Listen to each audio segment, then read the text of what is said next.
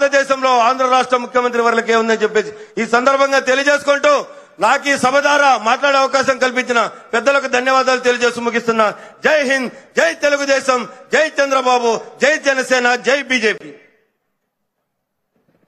దయచేసి వక్తలందరూ సభకు నమస్కారం చెప్పండి. అందరి పేర్లతోటి కాలాతీతం చేయకుండా సంక్షిప్తంగా మాట్లాడాల్సిందిగా కోరుతున్నాం.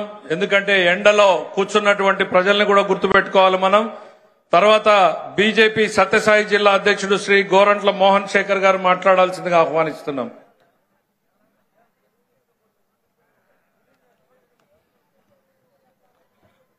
భారత్ మాతాకే, భారత్ మాతాకే. సభ అధ్యక్షులు, వేదికపై ఉన్నటువంటి పెద్దలకు, మంత్రివర్యులకు, ఇక్కడికి విచ్చేసినటువంటి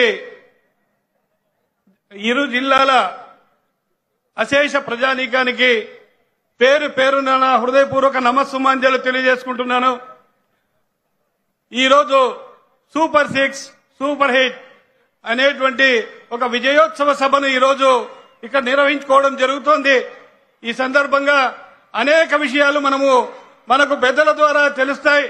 ఈ రోజు కూటమి ప్రభుత్వం అధికారంలోకి వచ్చిన కేవలం 15 నెలల్లోనే ఏవైతే ఎన్నికలలో మనం హామీలు ఇచ్చామో హామీలన్నిటినీ నెరవేర్చి ప్రజలకు చెప్పనివి కూడా ఈ రోజు ప్రజా శ్రేయస్సు కోసం, ప్రజల కోసం అనేకమైనటువంటి సంక్షేమ పథకాలు ఈ రోజు ప్రవేశపెట్టి ప్రతి ఒక్క వ్యక్తికి ఈ సంక్షేమ పథకాలు అందాలనేటువంటి దృఢ సంకల్పంతో కృషి చేసి ఈ 15 నెలల్లోనే అనేకమైనటువంటి పథకాలు ఈరోజు ప్రజల వద్దకు చేర్చి ఎన్నికల్లో ఇచ్చిన మాటను నిలబెట్టుకున్నామని చెప్పి ఈ విజయోత్సవ సభను చేసుకోవడం జరుగుతోంది.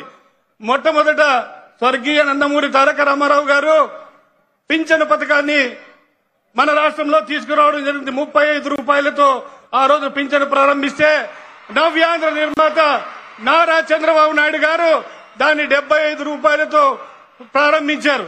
కానీ 2014 కాంగ్రెస్ ఎన్నికల్లో వాటిని 200 రూపాయలు చేస్తామని చెప్పి ఆ రోజు శుష్క వాగ్దానాలతో అధికారంలోకి వచ్చిన కాంగ్రెస్ పార్టీ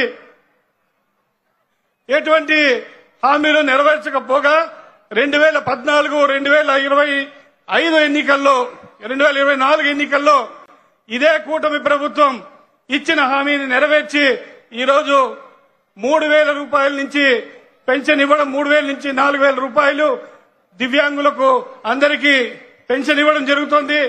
అదేవిధంగా అనేక రంగాలలో ఈరోజు రాష్ట్రం అభివృద్ధి చెందుతోంది.